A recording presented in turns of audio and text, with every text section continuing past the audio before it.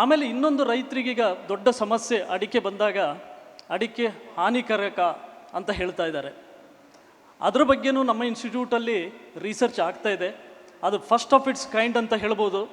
ಇಡೀ ಪ್ರಪಂಚದಲ್ಲಿ ಅದನ್ನು ಹೇಳ್ತಾ ಇದ್ದಾರೆ, ಅಡಿಕೆಯನ್ನು ಬ್ಯಾನ್ ಮಾಡಿ ಅಂತ.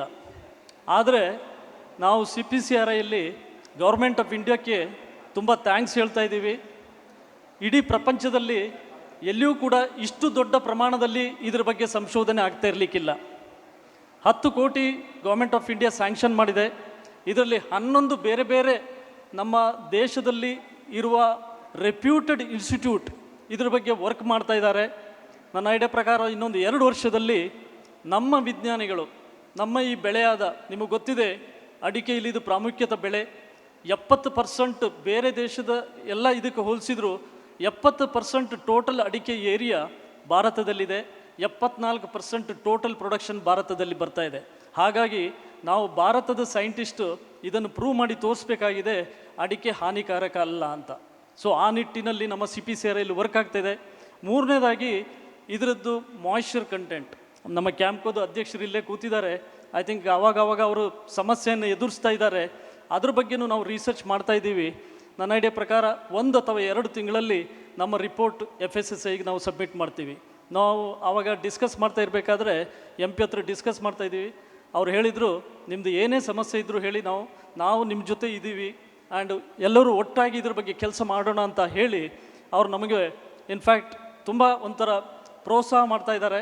ಭಾಳ ಇಂಪಾರ್ಟೆಂಟ್ ಅದು. ಬಿಕಾಸ್ ಖಾಲಿ ನಾವು ಮಾತ್ರ ವರ್ಕ್ ಮಾಡಿದ್ರೆ ಆಗಲ್ಲ. ಇದರಲ್ಲಿ ಕೆಲವು ಸೈಂಟಿಫಿಕ್ ಇಶ್ಯೂಸ್ ಇರ್ತವೆ, ಕೆಲವು ಪಾಲಿಸಿ ಇಶ್ಯೂಸ್ ಇರ್ತವೆ, ಕೆಲವು ಎಟ್ ಹೈಯರ್ ಲೆವೆಲಲ್ಲಿಯೂ ಪೊಲಿಟಿಕಲ್ ಲೆವೆಲಲ್ಲಿಯೂ ಡಿಸಿಷನ್ ತಗೊಳ್ಬೇಕಾಗತ್ತೆ.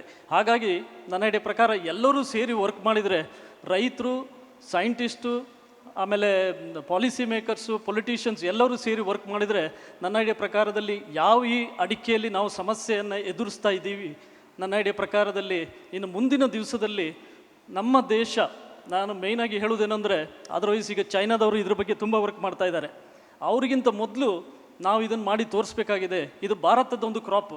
ಸೊ ನಾವು ಮಾಡಿ ತೋರಿಸ್ಬೇಕಾಗಿದೆ ಏನಂದರೆ, ಇದು ಹಾನಿಕಾರಕ ಅಲ್ಲ, ಇದು ಒಳ್ಳೆಯದು.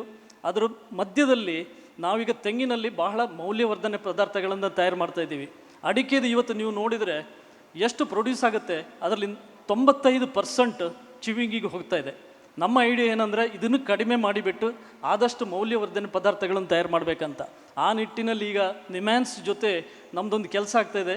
ಇದರಲ್ಲಿ ಏನಾದರೂ ನಮ್ಮ ಔಷಧಕ್ಕೆ ಯಾವುದಾದ್ರೂ ಮೆಡಿಕಲ್ ಪ್ರಾಪರ್ಟೀಸ್ ಇದೆಯಾ ಅಂತ ನೋಡ್ತಾ ಇದ್ದೀವಿ. ಈಗ ಹೆಚ್ಚಿನವರಿಗೆ ಡಿಮೆನ್ಷಿಯಾ, ಅಲ್ಝಿಮರ್ಸ್ ಅಥವಾ ಪಾರ್ಕಿನ್ಸನ್ ಅಂಥದ್ದು ಡಿಸೀಸ್ ಬರ್ತಾ ಇದೆ. ಆ ನಿಟ್ಟಿನಲ್ಲಿ ಇದರಲ್ಲಿ ಕೆಲವು ಭಾಳ ಇದು ಇಂಪಾರ್ಟೆಂಟ್ ಮಾಲಿಕ್ಯೂಲ್ಸ್ ಇದೆ, ಅದನ್ನು ಯೂಸ್ ಮಾಡಿಬಿಟ್ಟು ನಾವು ಮೆಡಿಕಲ್ಲಾಗಿ ಇದನ್ನು ಯೂಸ್ ಮಾಡ್ಬೋದಾ ಅಂತ ಅದನ್ನು ನೋಡ್ತಾ ಇದ್ದೀವಿ. ಸೊ ಇದೆಲ್ಲದಕ್ಕೂ ಇವತ್ತು ನಾವು MP ಹತ್ರ ಮಾತಾಡ್ತಾ ಇದ್ದಾಗ ಅವ್ರು ಹೇಳಿದರು, ನಾವೊಂದು ಇಲ್ಲಿ ದೊಡ್ಡ ಸಭೆ ಕರೆದು ಇದನ್ನೆಲ್ಲ ನಾವು ಡಿಸ್ಕಸ್ ಮಾಡಿಬಿಟ್ಟು ಒಟ್ಟಿಗೆ ಕೂತು ಇದ್ರ ಬಗ್ಗೆ ಗಮನ ಹರಿಸಿ, ಇದ್ರ ಬಗ್ಗೆ ದೊಡ್ಡ ಲೆವೆಲಲ್ಲಿ ನಾವು ಅಂಡರ್ಸ್ಟ್ಯಾಂಡಿಂಗ್ ಮಾಡಿಕೊಂಡು ಎಲ್ಲರ ಜೊತೆಯಲ್ಲಿ ಸೇರಿ ವರ್ಕ್ ಮಾಡಬೇಕಾಗಿದೆ. ಸೊ ಇದು ಭಾಳ ಒಳ್ಳೆಯ ಒಂದು ನನ್ನ ಐಡಿಯಾ ಪ್ರಕಾರ ಅವ್ರು ಕೊಟ್ಟಂಥ ಅಡ್ವೈಸ್ ಅಂತ ಹೇಳ್ತೀನಿ ನಾನು. ಯಾಕೆಂದರೆ ನಾವು ಒಬ್ಬರೊಬ್ಬರೇ ಕೆಲಸ ಮಾಡಿದ್ರೆ ಆಗಲ್ಲ. ಈ ರೈತರ ಇದು ಸಮಸ್ಯೆಯನ್ನು ಪರಿಹರಿಸಬೇಕಂದ್ರೆ ಫೀಲ್ಡ್ ಲೆವೆಲಿಂದ ಹಿಡಿದು ಟಾಪ್ ಲೆವೆಲ್ವರೆಗೂ ನಾವು ಇದು ಮಾಡಬೇಕಾಗಿದೆ. ಸೊ ಅವರು ಬೆಳಗ್ಗೆ ನಮ್ಮ ಹತ್ರ ಮಾತಾಡ್ತಾ ಇರಬೇಕಾದ್ರೆ ಅವರೊಂದು in fact suggested, I think even banks and all the scientist, state government machinery and even the KVKs and all of us should work together. I think only when that is we all join together effectively, it can be all these kind of problems faced by the farming community can be effectively managed. That is what he was advising. I think that is a very good suggestion. I think even our honorable agriculture minister, I think every day he keeps on taking online meetings. ಈಗ sir ಒಂದು ಅವರು ಮೇಯ್ನಾಗಿ ಹೇಳುವುದೇನೆಂದರೆ, fertiliser ಇದು shortage ಇದೆ. So ನಮ್ಮ ಎಲ್ಲ scientist ಈಗ ಬೇರೆ ಬೇರೆ ಕಡೆ ಹೋಗಿಬಿಟ್ಟು ರೈತರಿಗೆ ಅವೇರ್ನೆಸ್ ಕ್ರಿಯೇಟ್ ಮಾಡ್ತಾ ಇದ್ದಾರೆ. ಸೊ ಆ ನಿಟ್ಟಿನಲ್ಲಿ ನಿಮ್ಮದು ಸಪೋರ್ಟ್ ಬೇಕಾಗಿದೆ. ನಿಮಗೆ ಗೊತ್ತಿದೆ, ನಮ್ಮದು ತೆಂಗು ಅಥವಾ ಅಡಿಕೆ ಆರ್ಚರ್ಡಲ್ಲಿ ತುಂಬ ವೇಸ್ಟ್ ಬರ್ತಾ ಇದೆ. ನಾವು ಅದನ್ನು ಹಾಗೆ ಬಿಟ್ಬಿಡ್ತೀವಿ. ಈಸಿಲಿ ಅದನ್ನು ನಾವು ಕಂಪೋಸ್ಟಾಗಿ ಕನ್ವರ್ಟ್ ಮಾಡ್ಬೋದು. ನಾವು ಕನ್ವರ್ಟ್ ಮಾಡಿ ಅದರದ್ದೇ ಇದಕ್ಕೆ ಹಾಕಿಬಿಟ್ರೆ ನನ್ನ ಐಡಿಯಾ ಪ್ರಕಾರ ಪೊಟ್ಯಾಶ್ ಒಂದು ಬಿಟ್ಟು ಬೇರೆ ಎಲ್ಲ ನ್ಯೂಟ್ರಿಯೆಂಟ್ಸನ್ನು ಇದ್ರ ಮೂಲಕನೇ ಕೊಡ್ಬೋದು. ನಾವು ಆ ಥರದ್ದೊಂದು ಸಿಸ್ಟಮ್ ಮಾಡಿದರೆ ನನ್ನ ಐಡಿಯಾ ಪ್ರಕಾರ ನಮ್ಮ ದೇಶಕ್ಕೆ ಇದೊಂದು ದೊಡ್ಡ ಕಾಂಟ್ರಿಬ್ಯೂಷನ್ ಆಗ್ಬೋದು. ನಿಮ್ಮ ಈಲ್ಡಿಗೆ ಎಫೆಕ್ಟ್ ಆಗದೆ, ನಿಮ್ಮ ಎನ್ವೈರ್ನ್ಮೆಂಟಿಗೆ ಎಫೆಕ್ಟ್ ಆಗದೆ ನಾವು ಯಾವ ಥರ ಪ್ರೊಡಕ್ಟಿವಿಟಿಯನ್ನು ಸಸ್ಟೈನ್ ಮಾಡ್ಬೋದು ಅಂತ ಇದೊಂದು ಒಳ್ಳೆಯ ಉದಾಹರಣೆ. ಸೊ ಈ ನಿಟ್ಟಿನಲ್ಲಿ ನಮ್ಮದು ಇನ್ನೂ ತುಂಬ ಮೀಟಿಂಗ್ಸ್ ಮಾಡಬೇಕಾಗಿದೆ.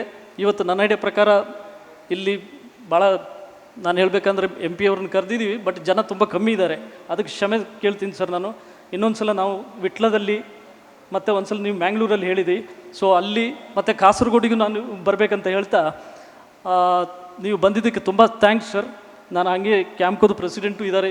ಬಿಕಾಸ್ ಕ್ಯಾಂಪ್ಕೋ ಮತ್ತು CPCRI ನಾವು ಆಲ್ವೇಸ್ ವೆರಿ ಕ್ಲೋಸ್ಲಿ ವರ್ಕ್ ಮಾಡ್ತಾಯಿದ್ದೀವಿ. ಏನೇ ಸಮಸ್ಯೆ ಬಂದರೂ ಇಬ್ಬರು ಜೊತೆಗೂಡಿ ಕೆಲಸ ಮಾಡ್ತೀವಿ. ಸೊ ನೀವು ಇಬ್ಬರು ಬಂದಿದ್ದಕ್ಕೆ ತುಂಬ ಥ್ಯಾಂಕ್ಸ್. ನನ್ನ ಐಡಿಯಾ ಪ್ರಕಾರ ಈ ಥರದ್ದೇ ಮುಂದೆ ಮೀಟಿಂಗ್ ಮಾಡ್ತಾ ಹೋದರೆ ಏನೇ ನಾವು ಸಮಸ್ಯೆಯನ್ನು ಈಗ ಎದುರಿಸ್ತಾ ಇದ್ದೀವಿ ಅದನ್ನು ಎಫೆಕ್ಟಿವ್ ಆಗಿ ಮ್ಯಾನೇಜ್ ಮಾಡ್ಬೋದು ಅಂತ ಹೇಳ್ತಾ ನನ್ನ ಈ 2 ಮಾತನ್ನು ಮುಗಿಸ್ತೀನಿ. Thank you.